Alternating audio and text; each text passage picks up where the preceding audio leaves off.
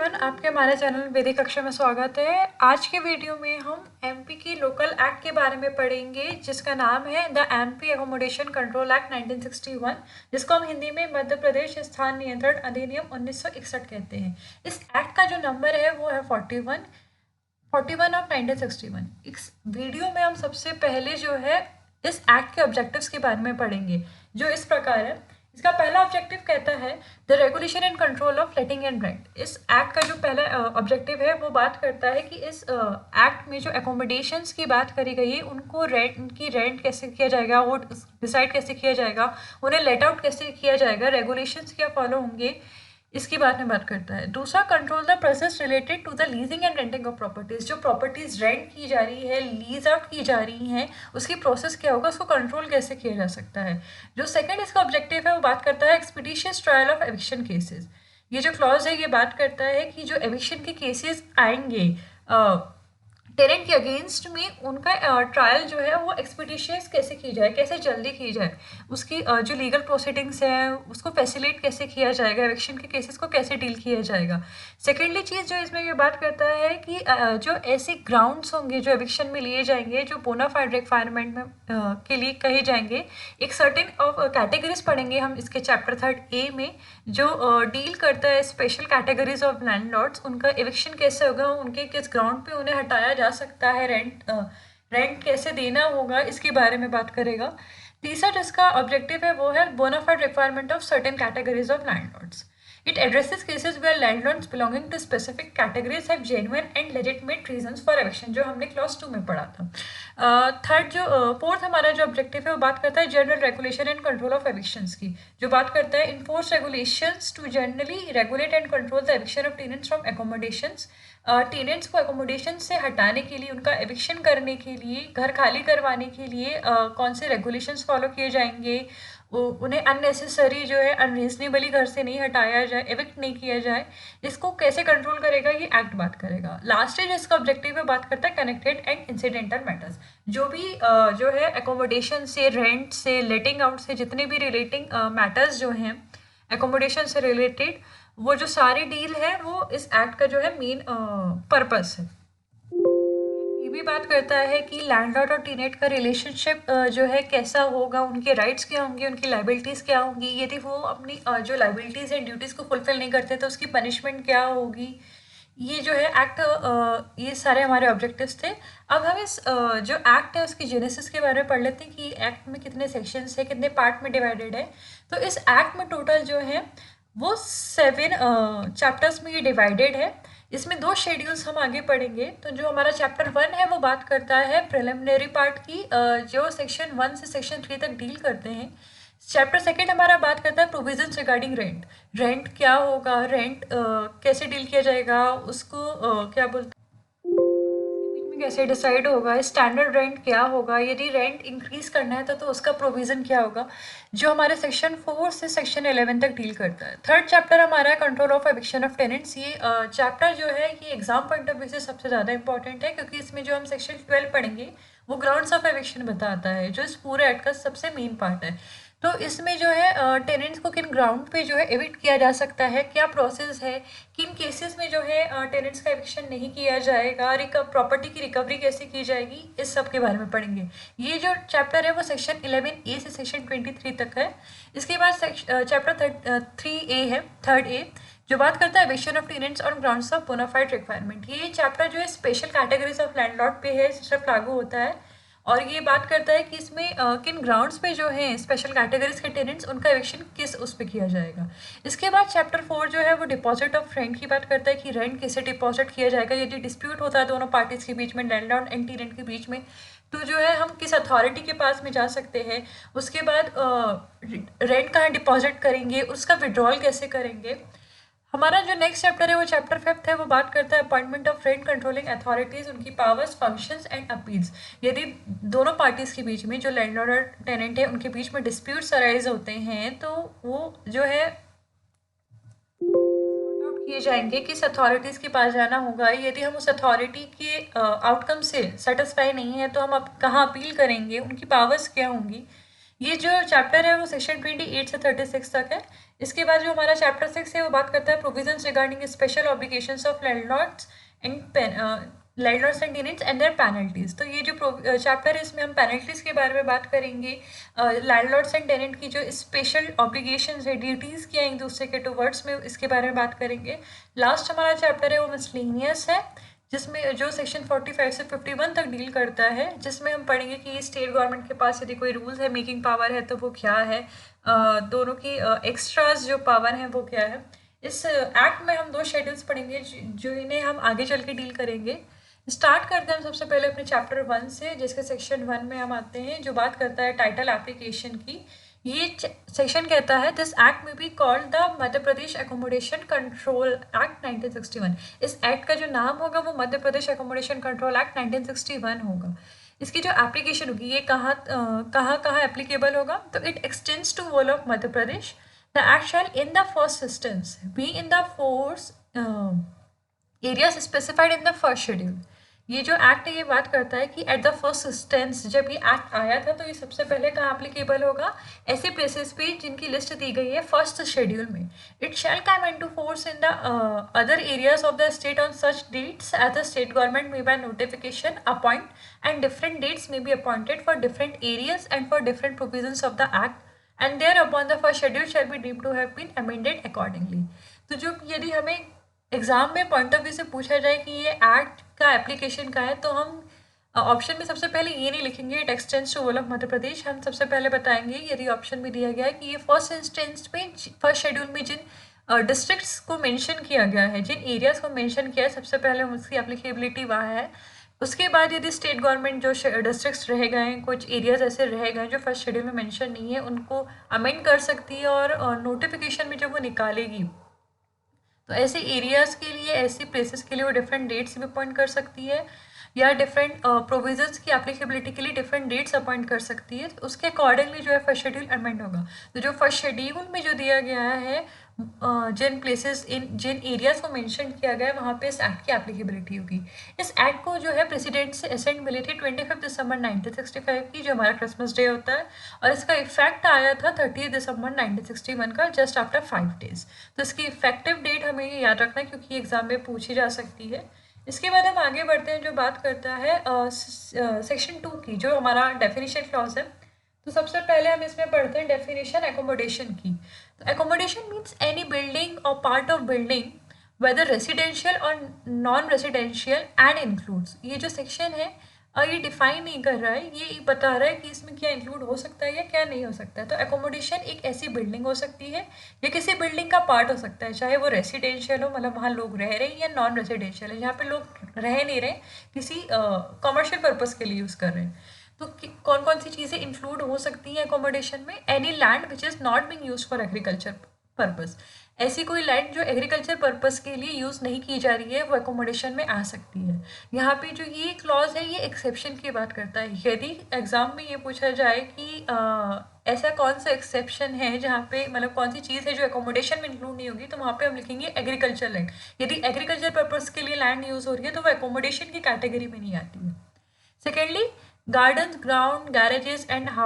outhouses if any appertain to such building or part of the building। किसी building या उसके part से लगा यदि कोई गार्डन है, कोई ग्राउंड है,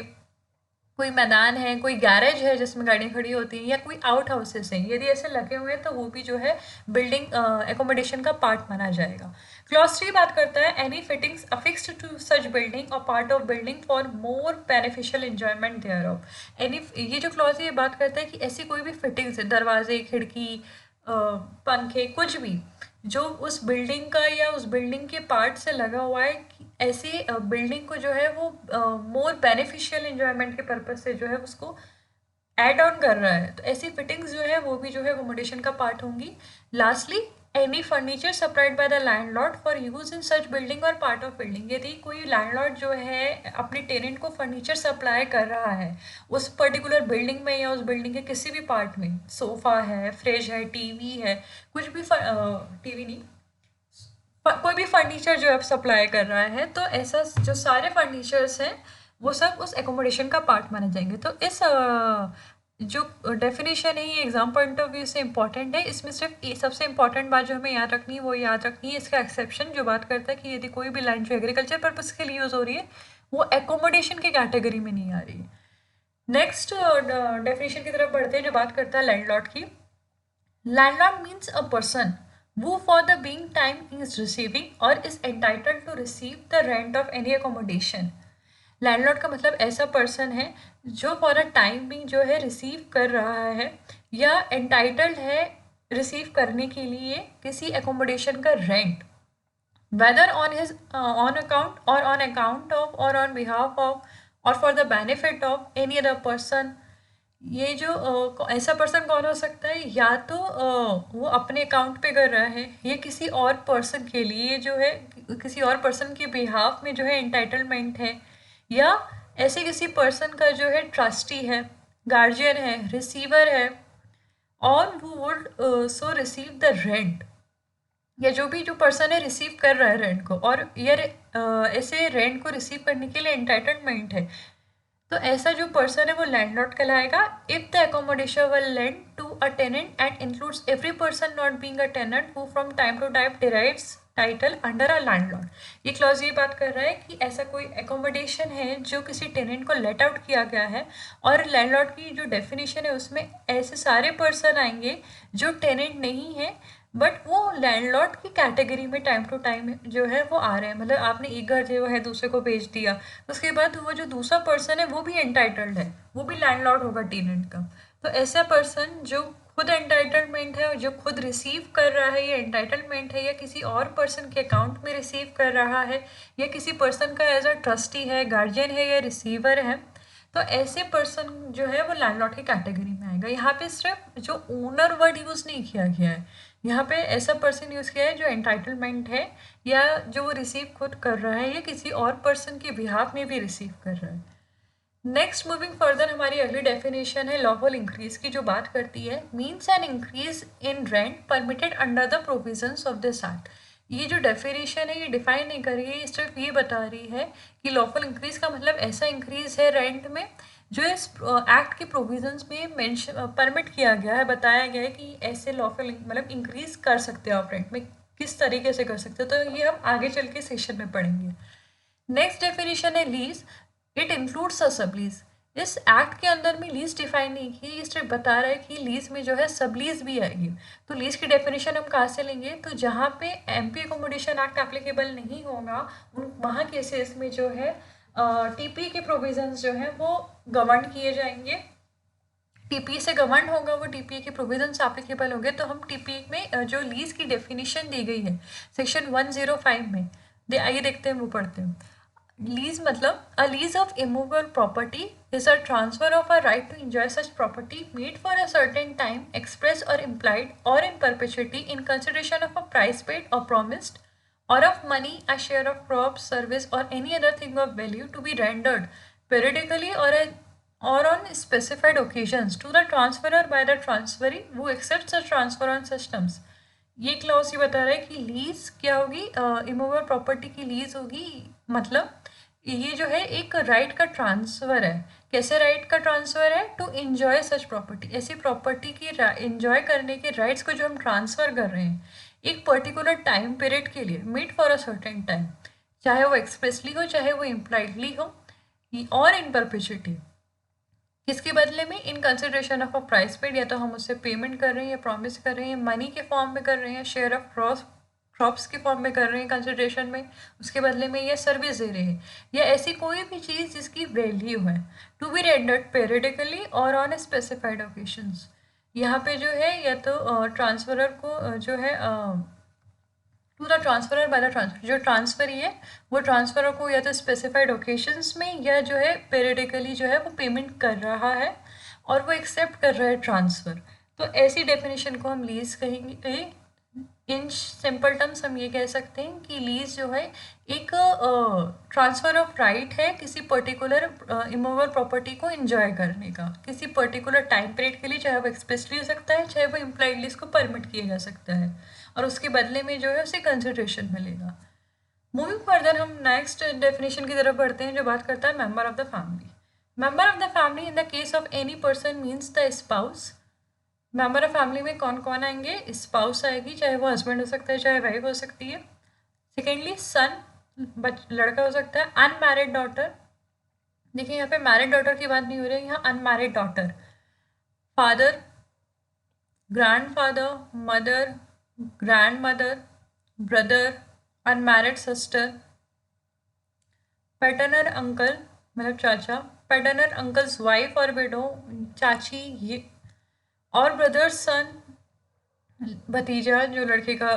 भाई का जो बच्चा होगा, और अनमैरिड डॉटर या उसकी जो अनमैरिड डॉटर, यहाँ पे मैरिड डॉटर टर्म्स यूज नहीं किया गया है। लिविंग जॉइंटली विद, यहाँ पे ध्यान रखिएगा जो जॉइंटली उसके साथ में रह रहा है ऐसे पर्सन के साथ में, और any other relation dependent on him, या फिर ऐसा पर्सन जो उस पे साथ में रह रहा है एक तो, प्लस उस पे जो उस पे डिपेंडेंट है, ऐसा कोई भी रिलेशन जो है यहाँ पे डिफाइन नहीं किया गया है, बताया नहीं गया एक्सप्रेसली, बट जो ऐसा अदर रिलेशन जो उस पे डिपेंडेंट है उसके साथ में रह रहा है वो मेंबर ऑफ द फैमिली में इंक्लूड होगा। तो यहाँ पे जो टोटल नंबर ऑफ कैटेगरीज हैं जो मेंशन की गई हैं वो हैं, कैटेगरीज जो है यहाँ पे बताई गई हुई है।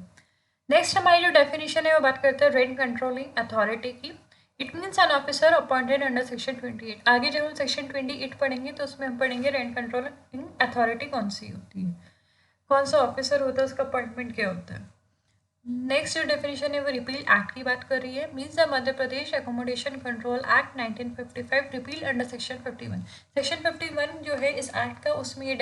जो है रिपील कर दिया गया था। इस एक्ट के आने से पहले जो एक्ट एप्लीकेबल था वो था Madhya Pradesh accommodation control act 1951 का। अभी रिसेंट में जो है वो 1961 का एक्ट हम पढ़ रहे हैं।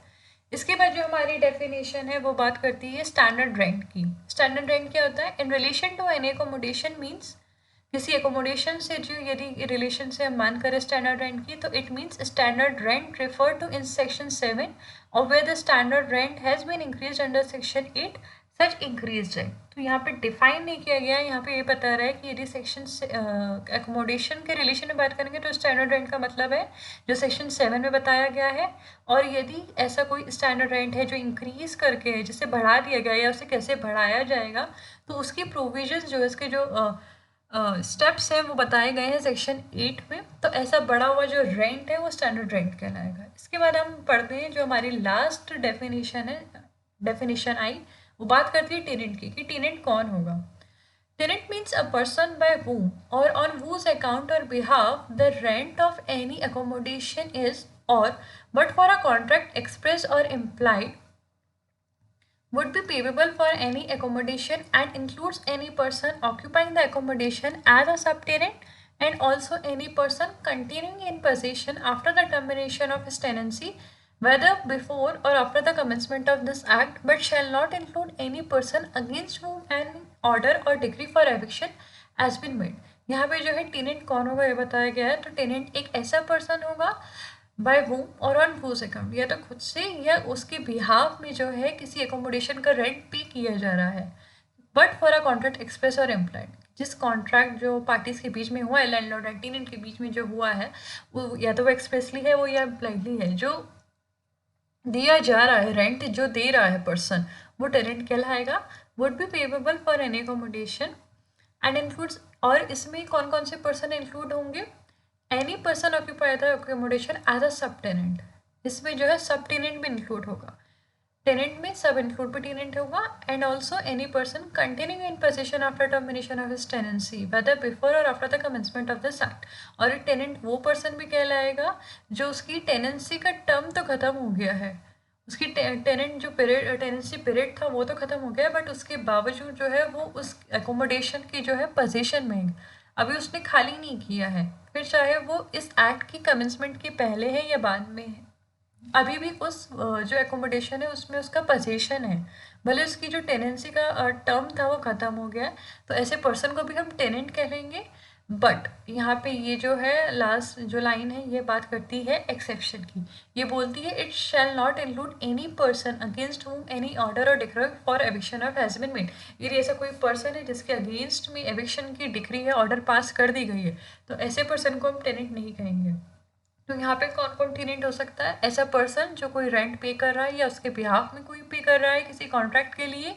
या फिर जो है सब टेनेंट जो है वो टेनेंट की कैटेगरी में आ सकता है, या ऐसा पर्सन जिसका टर्मिनेशन टेनेंसी का जो टर्म था वो ख़त्म हो चुका है, उसके बावजूद वो उसके कंटिन्यूइंग पोजीशन में है। बट यदि जो है किसी एविक्शन की डिक्री या ऑर्डर कर दी गई उस टेनेंट के अगेंस्ट में, उस पर्सन के अगेंस्ट में, तो वो टेनेंट की कैटेगरी में नहीं आएगा। इसके बाद हम आगे बढ़ते हैं सेक्शन 3 की तरफ, जो हमारे इस चैप्टर का लास्ट सेक्शन है। वो बात करता है act not to apply to certain accommodations. ये जो एक्ट है, एमपी एकोमोडेशन एक्ट है, ये सर्टेन एकोमोडेशंस में अप्लाई नहीं होता। कौन कौन से कहाँ का अप्लाई नहीं होता, तो आइए देखते हैं। Nothing in this act shall apply to accommodation which is the property of the government, accommodation which is the property of a local authority used exclusively for non-residential purpose। पहला जो ये एक्ट है ये कहाँ एप्लीकेबल नहीं होगा? ऐसी properties में जो गवर्नमेंट की प्रॉपर्टीज है। ऐसे एकोमोडेशन जो गवर्नमेंट की प्रॉपर्टी है वहाँ पे ये एक्ट अप्लाई नहीं होगा। सेकेंडली, ऐसे एकोमोडेशन जो किसी लोकल अथॉरिटी की प्रॉपर्टी है और जो जिनका यूज़ किया जा रहा है नॉन रेसिडेंशियल पर्पज से। यहाँ पे ये ध्यान रखने वाली बात है, यदि कोई लोकल अथॉरिटी की प्रॉपर्टी है, जैसे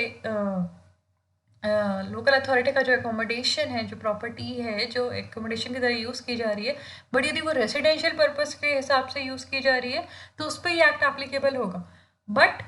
यदि ये नॉन रेसिडेंशियल पर्पस से, यहाँ पे एक्सक्लूसिवली है, मतलब सिर्फ उस नॉन रेसिडेंशियल पर्पस के लिए ही, यदि यहाँ मिक्स है तो फिर एक्ट अप्लाई होगा, पर यहाँ सिर्फ नॉन रेसिडेंशियल पर्पस के लिए यूज़ की जा रही है तो फिर ये एक्ट अप्लाई नहीं होगा। सेकेंड क्लॉज बात करता है the government may by notification exempt from all or any of the provision of this act any accommodation which is owned by any educational, religious or charitable institution or by any nursing or maternity home the whole of the income derived from which is utilized for, यहाँ पे FIA, for that institution or nursing home or maternity home। ये बात कर रहा है कि जो government है वो चाहे तो नोटिफिकेशन निकाल सकती है और इस एक्ट के कोई भी प्रोविज़न से जो है एग्जेम्प्ट कर सकती है किन इंस्टीट्यूशंस को, ऐसे इंस्टीट्यूशन जो एजुकेशनल है, रिलीजियस है या चैरिटेबल है, और या फिर जो है नर्सिंग या मैटरनिटी होम है। बट इसमें कंडीशन यही होगी कि ऐसे इंस्टीट्यूशंस की जितनी भी इनकम अराइज हो रही है ऐसे इंस्टीट्यूशन से, वो उसी इंस्टीट्यूशन के लिए जो है यूज़ की जा रही है।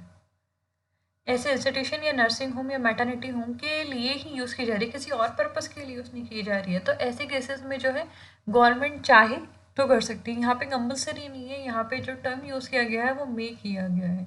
या तो वो पूरे एक्ट से उसको जो एग्जेम्प्ट कर सकती है या फिर स्पेसिफिक प्रोविज़न से एग्जेम्प्ट कर सकती है। यहाँ खत्म होता है हमारा चैप्टर 1। आगे बढ़ते हैं हम चैप्टर 2 की तरफ, जो बात करता है प्रोविजंस रिगार्डिंग रेंट। रेंट से रिलेटेड प्रोविजंस क्या क्या होंगे? सबसे पहले सेक्शन 4 जो बात करता है provisions of the chapter not to apply to certain accommodations for specified period.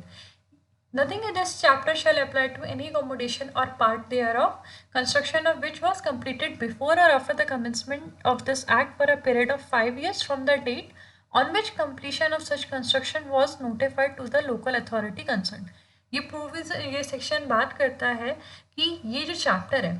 Chapter 2 जो है, ये किन एकोमोडेशंस पे एक स्पेसिफाइड टर्म पीरियड जो यहाँ पे दिया गया है, वो टर्म पीरियड दिया गया है 5 साल का,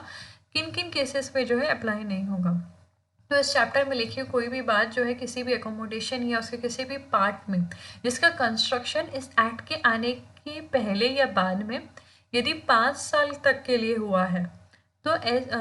उस पे जो है ये चैप्टर जो है एप्लीकेबल नहीं होगा। बट यहाँ पे लिखा है from the date on which completion of such construction was notified to local authority. जो लोकल अथॉरिटी को जब नोटिफाई कर दिया जाएगा कि हमारा जो एकोमोडेशन है वो उसका कंस्ट्रक्शन पूरा हो गया है, तो उसके 5 साल तक जो है इस चैप्टर के कोई भी प्रोविज़न जो है उस एकोमोडेशन पर एप्लीकेबल नहीं होंगे। आफ्टर 5 ईयर्स जो प्रोविजंस है वो एप्लीकेबल होने लगेंगे। इस एक्ट में एक बात और कही गई है कि इस एक्ट के आने के पहले और बाद में,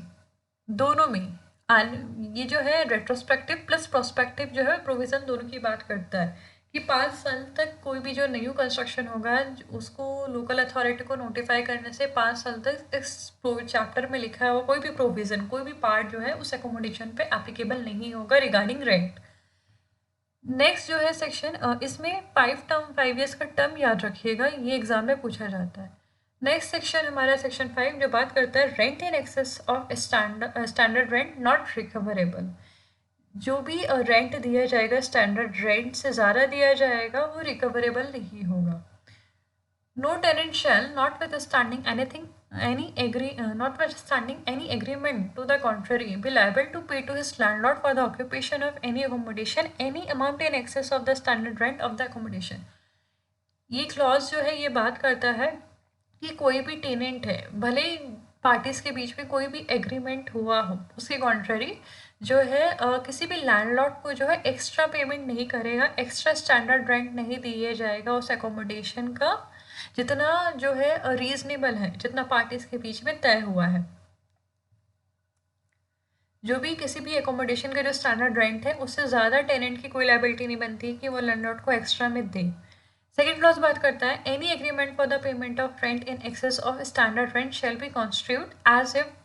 it were an agreement for the payment of the standard rent only. यदि पार्टीज के बीच में ऐसा एग्रीमेंट होता है कि जो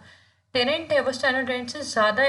जो है रेंट देगा, उसका पेमेंट करेगा, तो यही माना जाएगा कि वो एग्रीमेंट सिर्फ स्टैंडर्ड रेंट तक की बात कर रहा था, उससे एक्सेस के जो है पार्टीज के बीच में कोई एग्रीमेंट नहीं हुआ। ये वाला जो क्लॉज है ये एग्जाम में कई बार पूछा गया है, तो इसे आप ध्यान रखिएगा। मूविंग फर्दर सेक्शन 6 की तरफ बढ़ते हैं जो बात करते हैं unlawful charges not to be claimed or received. Clause 1 बात करता है subject to the provisions of this act no person shall claim or receive any rent in excess of the standard rent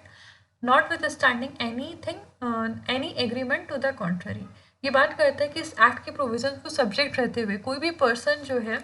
वो ना कोई रेंट क्लेम कर सकता है ना रिसीव कर सकता है किसी भी स्टैंडर्ड रेंट से ज़्यादा। No person shall claim or receive any rent in excess of standard rent notwithstanding any agreement to the contrary. Parties के बीच में जो भी एग्रीमेंट हुआ है उसमें कुछ भी लिखा है, उसके कॉन्ट्ररी जाके जो है कोई भी पार्टी जो है ना तो क्लेम करेगा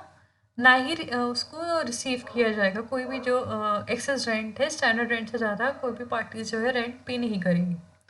क्लॉज 2 बात करता है no person shall in consideration of the grant renewal or continuance of a tenancy or sub tenancy of any accommodation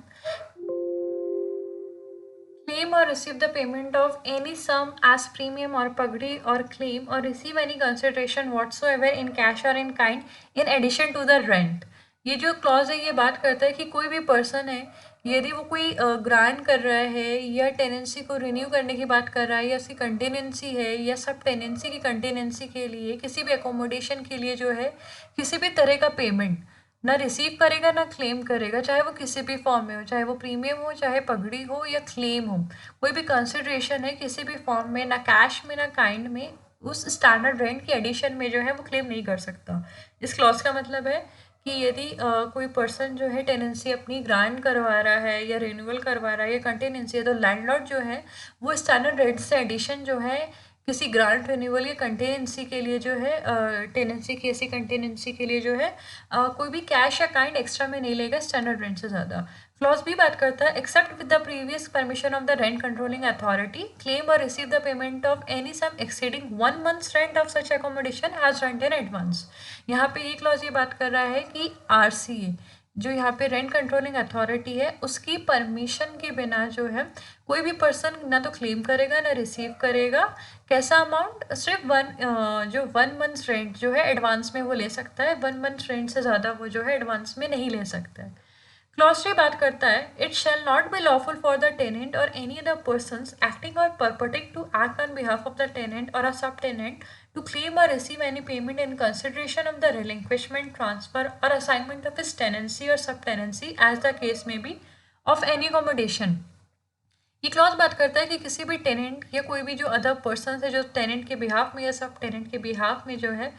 claim नहीं कर सकता ना ही रिसीव कर सकता है कोई भी पेमेंट किस कंसिडरेशन में, किस चीज़ के लिए, किसी भी एकोमोडेशन की रिलिंक्विशमेंट के लिए, उसके ट्रांसफ़र के लिए या ऐसी टेनेंसी की असाइनमेंट के बदले में वो कुछ भी क्लेम नहीं कर सकता है। क्लॉज 4 बात करता है nothing in this section shall apply to any payment made under any agreement by any person to a landlord for the purpose of financing the construction of the whole or any part of the accommodation on the land belonging to or taking on lease by the landlord if one of the conditions of the agreement is that the landlord is to let to that person the whole or part of the accommodation when completed for the use of that person or any member of his family, provided that such payment shall not exceed the amount of agreed rent for a period of 5 years of the whole or part of the accommodation to be let to such person. ये clause बात करता है कि इस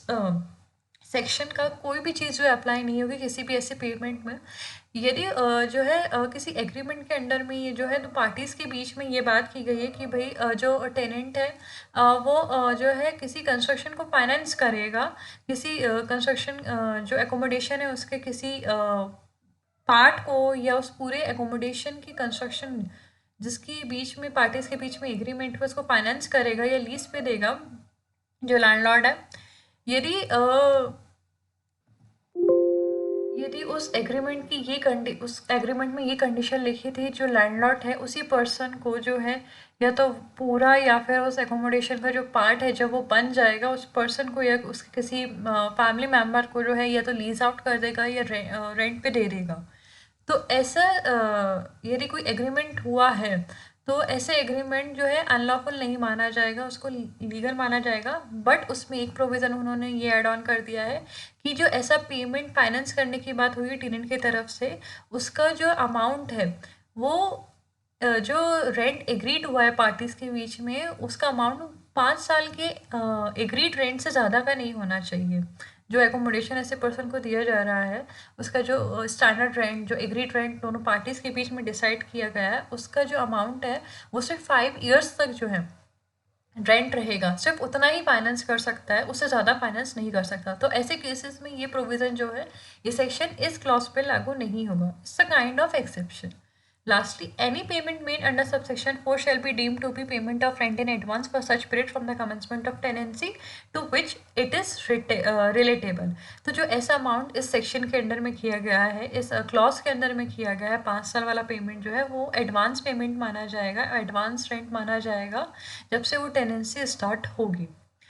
अब इस section में जो है इसके साथ हम सेक्शन 43 का क्लॉज 2 पे पढ़ेंगे जो पनिशमेंट की बात करती है ये हम एडवांस में पढ़ रहे हैं ताकि एग्जाम पॉइंट ऑफ व्यू से हमें याद रह सके कि यदि कोई अनलॉफुल क्लेम कर रहा है चार्जेस क्लेम कर रहा है या रिसीव कर रहा है इस एक्ट की कॉन्ट्ररी प्रोविजन जाके तो उसकी पनिशमेंट क्या होगी.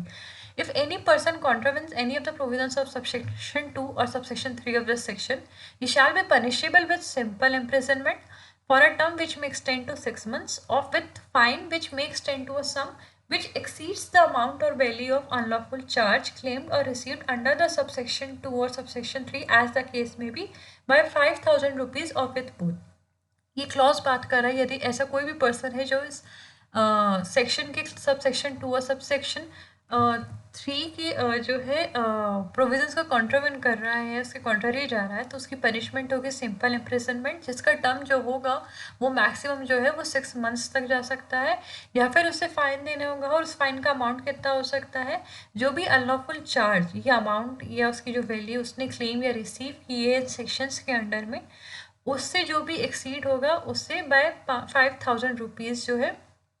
एक्सीड जो होगा उसको उतना फाइन देना पड़ेगा या फिर उसे पनिशमेंट और फाइन दोनों ही लग सकता था. ये था हमारा सेक्शन 6.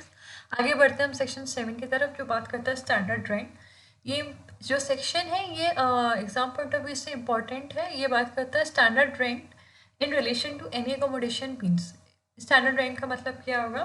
तो यहाँ पे जो है हम 3 कैटेगरीज में पढ़ेंगे कि स्टैंडर्ड रेंट कैसे होता है. तो जो रिपील एक्ट है वो बात करते हैं reasonable annual rent or fair rent as been fixed by a competent authority. आने के पहले जो रिपील एक्ट था जो 1955 का एक्ट था या 1955 से पहले जो एक्ट एप्लीकेबल थे उस एक्ट के अंदर में जो भी रीजनेबल एनुअल रेंट था या फेयर रेंट था जो कॉम्पिटेंट अथॉरिटी द्वारा फिक्स किया था तो इस एक्ट के अंदर में भी उसी रेंट को जो है वो reasonable annual rent or fair rent ही माना जाएगा. इसका मतलब ये है कि जो स्टैंडर्ड रेंट है वो हम कैसे कैलकुलेट करेंगे. तो रिपील एक्ट के अंदर में जो भी कॉम्पिटेंट अथॉरिटी प्रीवियस एक्ट के अंदर में जिन्होंने रेंट फिक्स किया था तो इस एक्ट के उसमें भी जो है वो कंटिन्यू माना जाएगा. इसके बाद जो हमारी सेकेंड कैटेगरी है वो बात करती है on or before the first day of January 1948। First January 1948 की पहले की सिचुएशन क्या थी। तो इस केस में ये बात करते हैं when the accommodation was let out and reasonable annual rent or fair rent has not been so fixed shown in the municipal assessment register or as was realized on the first day of January 1948 whichever is less। यहाँ पे हम दो category पढ़ने वाले हैं। पहली बात करने वाले हैं इस डेट जो है ये particular first day of January 1948 की डेट याद रखिएगा। इस डेट से पहले ये इस डेट तक जो था एकोमोडेशन को लेट आउट किया गया था और जो रीजनेबल एनुअल रेंट था या जो फेयर रेंट था वो किसी म्युनिसिपल असेसमेंट रजिस्टर में जो था वो रियलाइज नहीं किया गया था, शो नहीं किया गया था, लिखा नहीं गया था। तो ऐसे केसेस में plus where the accommodation was not let out the rent of the accommodation as shown in the municipal assessment register or as could be realized on the first day of January 1948 पर whichever is less। तो यहाँ पे ये बात कर रहे हैं कि इस डेट पहले सिचुएशन यहाँ पे है बात कर रही है कि जो ऐसा एकोमोडेशन था उसे किराए पे दे दिया गया था, लेट आउट कर दिया गया था और ऐसी सिचुएशन में जो एनुअल रेंट था, जो फेयर रेंट जो लेट आउट जिस पे किया गया था वो किसी म्युनिसिपल रजिस्टर में शो नहीं किया गया था या फिर वो फर्स्ट डे ऑफ जनवरी 1948 को जो रियलाइज किया जा सकता था, उन दोनों में से जो भी कम होगा। सेकेंड सिचुएशन बात करती है कि जो 1948 फर्स्ट जनवरी से पहले जो ऐसा एकोमोडेशन लेट आउट ही नहीं किया गया था बट उसको जो है रेंट को जो है जो स्टैंडर्ड रेंट फिक्स किया गया होगा कॉम्पिटेंट अथॉरिटी द्वारा वो म्युनिसिपल असेसमेंट रजिस्टर में जो शो हो रहा होगा या फिर फर्स्ट डे ऑफ जनवरी 1948 को जो रियलाइज किया जा सकता है, जो लिया जा सकता है, उन दोनों में से जो भी कम होगा उसे हम स्टैंडर्ड रेंट मानेंगे। बट अब इनमें सिचुएशंस क्या होंगी, तो इसमें पहली सिचुएशन बात करती है in the case of residential accommodation and accommodation used for education purpose bye 35% of such rent. तो जब स्टैंडर्ड रेट हम फिक्स करेंगे इस एक्ट के आने के बाद, तो यदि कोई ऐसा एकोमोडेशन है जो रेसिडेंशियल पर्पस के लिए यूज़ किया जा रहा है या किसी एजुकेशन पर्पस के लिए यूज़ किया जा रहा है तो उसमें जो है हम 35% जो है ऐड ऑन कर देंगे। किस केसेस में 35% हम कितना ऐड करेंगे, यदि कोई घर जो है पहले से किराए पे दिया गया था उस पर जो है 35% हम ऐड ऑन कर देंगे इस एक्ट के आने के बाद में स्टैंडर्ड रेंट निकालने के लिए। सेकेंड कैटेगरी बात करती है in the case of other accommodation by 70% of such rent. यदि वो रेसिडेंशियल एकोमोडेशन नहीं है या वो एजुकेशन पर्पस के लिए नहीं है, मान लीजिए वो नॉन रेसिडेंशियल पर्पसेस के लिए, तो उसमें जो है इस एक्ट के आने के बाद उस पर्टिकुलर रेंट में जो ऑलरेडी एप्लीकेबल था, ये जो म्युनिसिपल असेसमेंट रजिस्टर में लिखा हुआ था उसमें जो है हम 70% जो है हम एड ऑन कर देंगे। इससे हमारा स्टैंडर्ड रेंट निकल के आ जाएगा 8% का। थर्ड कैटेगरी बात करती है in case the tenant is not liable to pay the municipal tax and there has been any increase in municipal tax subsequent to first day of January 1948 by an amount equal to such increase. यदि ऐसा कोई tenant था जो इस first January 1948 के आने के पहले लायबल नहीं था किसी भी म्युनिसिपल टैक्स को पे करने के लिए, बट आफ्टर दिस डे जो है ऐसा टैक्स आ गया या उस टैक्स में जो है म्युनिसिपल टैक्स जो है उसमें इंक्रीज हो गया, तो जो इंक्रीज हुआ अमाउंट है and by an amount equal to such increase, जो इंक्रीज हुआ अमाउंट है ऐसे अमाउंट को जो है हम स्टैंडर्ड रेंट मानेंगे। यहाँ पे एक प्रोविजो है जो बात करता है that the increase specified in para A and B shall be permissible only if the accommodation has been kept in good and tenantable repairs. ये जो एप्लीकेबल है, ये जो प्रोविज़न है, जो स्टैंडर्ड जो इंक्रीज किया जा रहा है, ये तभी होगा परमिसेबल जब ऐसा accommodation at the time of जब हम स्टैंडर्ड रेंट बढ़ा रहे हैं तो वो जो है वो गुड एंड टेनेंटेबल रिपेयर्स रहने लायक हालत में था और अच्छी हालत में एकोमोडेशन था, तभी जो है यहाँ पे इंक्रीज किया जाएगा।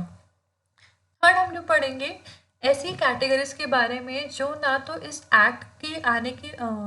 पहले क्लॉज ए में एप्लीकेबल थी और जो है क्लॉज बी में भी जो एप्लीकेबल थी, मतलब जो रिपील एक्ट के अंदर प्रोविजंस ऐसे अकोमोडेशन जो इस रिपील एक्ट में गवर्न नहीं हो रहे थे या फर्स्ट डे ऑफ जनवरी 1948 से जो गवर्न नहीं हो रहे थे, तो ऐसे कैटेगरीज के बारे में पढ़ेंगे। यहाँ पे बात करते हैं इफ 3 कैटेगरी है यहाँ पे भी। पहला है if the accommodation is separately assessed to municipal assessment. यदि ऐसा एकोमोडेशन है जो किसी म्युनिसिपल असेसमेंट से सेपरेटली असेस किया गया है तो ऐसी केसेस में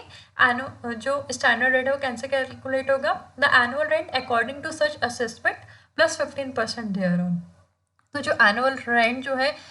इस एक्ट के अंदर में अथॉरिटी जिसके पास है जो असेस करेगी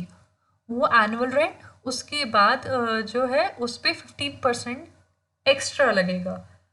सेकेंड जो कैटेगरी है वो बात करती है if only a part of the accommodation is so assist. यदि किसी एकोमोडेशन के सिर्फ पार्ट है, उसका सिर्फ 1/4 है या 2/3 पार्ट जो है वो असिस्ट किया गया है, तो ऐसे केसेस में कितना स्टैंडर्ड रेट कैलकुलेशन होगा? The proportionate amount of the annual rent for the whole accommodation according to such assessment plus 15% thereon. मतलब उस पर्टिकुलर पार्ट का जो एनुअल रेंट था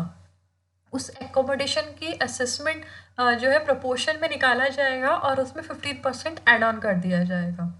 लास्ट हमारी जो कैटेगरी थी if the accommodation is not so assist. यदि ऐसा कोई एकोमोडेशन है, ऐसी कोई प्रॉपर्टी है जो असिस्ट ही नहीं हुई है,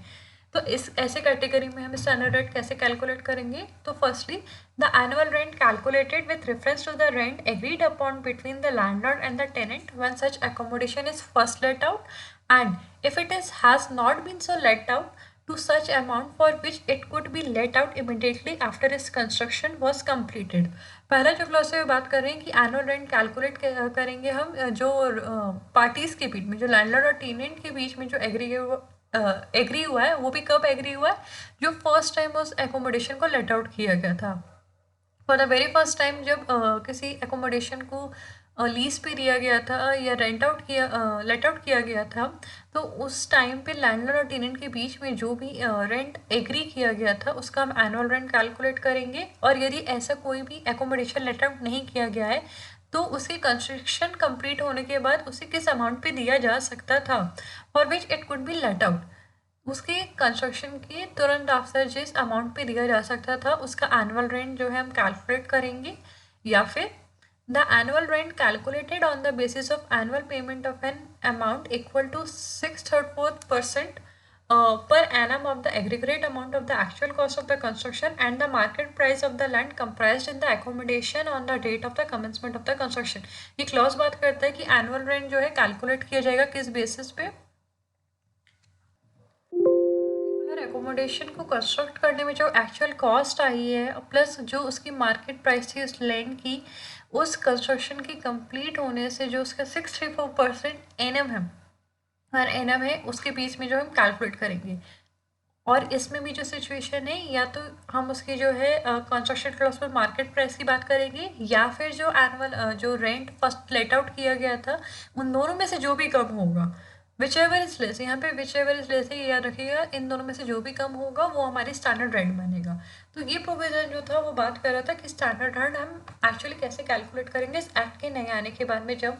हमें स्टैंडर्ड रेंट कैलकुलेट करनी है। इसके बाद जो है इस एक्ट को यदि वायलेट करता है तो इसमें देखते हैं क्या पनिशमेंट है। ये हमारे section 43(1) of MP accommodation act बात करता है। If any person receives any rent in excess of the standard rent as specified in clause 1 of section 7 or as fixed by the rent controlling authority under section 10, he shall be punishable with simple imprisonment for a term which may extend to 3 months or with fine which may extend to a sum which exceeds the unlawful charge claimed or received in excess of the standard rent by 1000 rupees of with boon। यदि ऐसा कोई person है जो standard rents जो है उससे access में लेता है, जैसा कि सेक्शन में डिफाइन किया गया है, या फिर सेक्शन 10 के अंदर में जो रेंट कंट्रोलिंग अथॉरिटी एक्ट है, जो अथॉरिटी जो है वो रेंट यदि डिसाइड करती है उसके एक्सेस में यदि कोई पर्सन जो है रिसीव करता है तो उसकी लाइबिलिटी कितनी बनेगी? सिंपल इम्प्रिजनमेंट होगा उसे, जिसका टर्म मैक्सिमम 3 मंथ्स हो सकता है, या फिर उसे फाइन देना होगा जिसका मैक्सिमम टर्म कितना था, जो कितना एक्सटेंड किया जा सकता है। जो भी अनलॉफुल चार्ज क्लेम या रिसीव कर रहे हैं स्टैंडर्ड रेंट से एक्सेस में, उसके 1000 रुपीज़ जितना भी है उससे अलावा जो है 1000 रुपीज़ जितना एक्सीड कर रहा है, या फिर दोनों पनिशमेंट भी हो सकती है,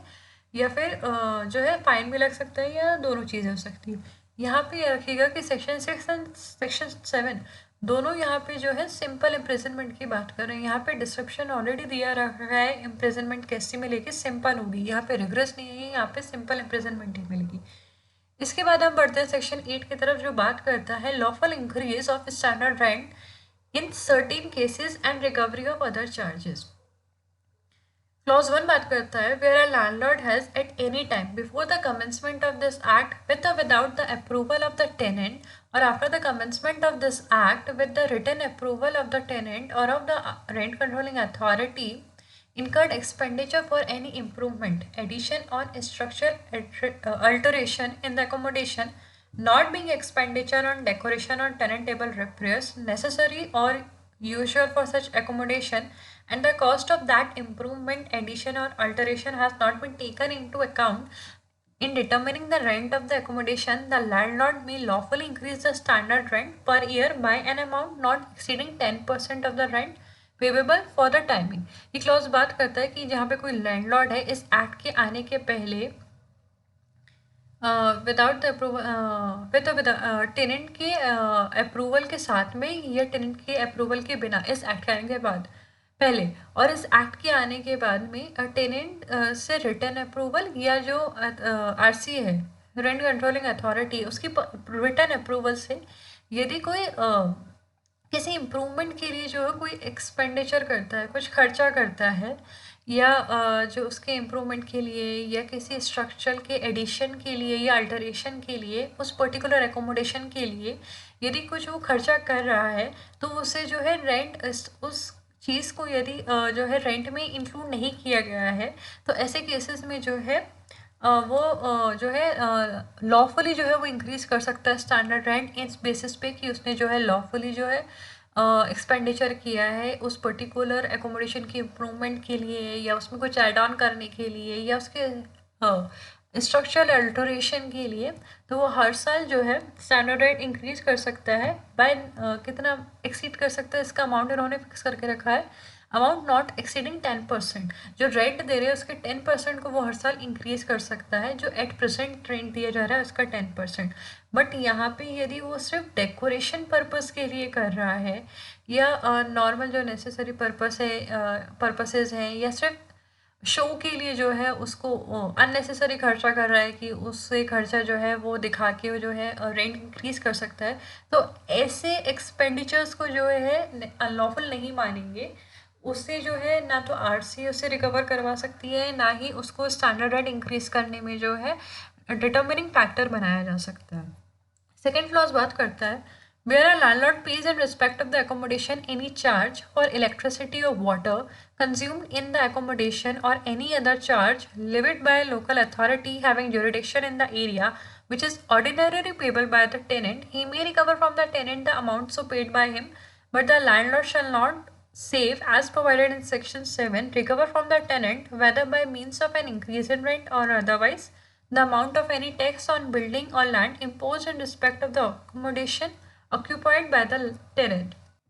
क्लॉज ये बात करता है कि कोई जो लैंडलॉर्ड है या किसी एकोमोडेशन के रिस्पेक्ट में जो पेमेंट कर रहा है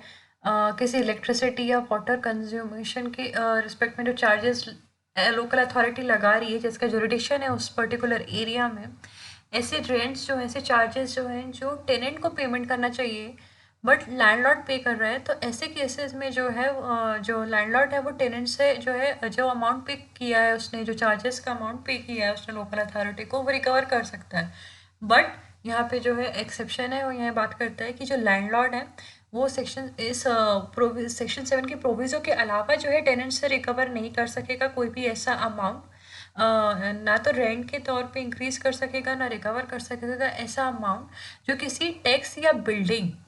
या किसी जो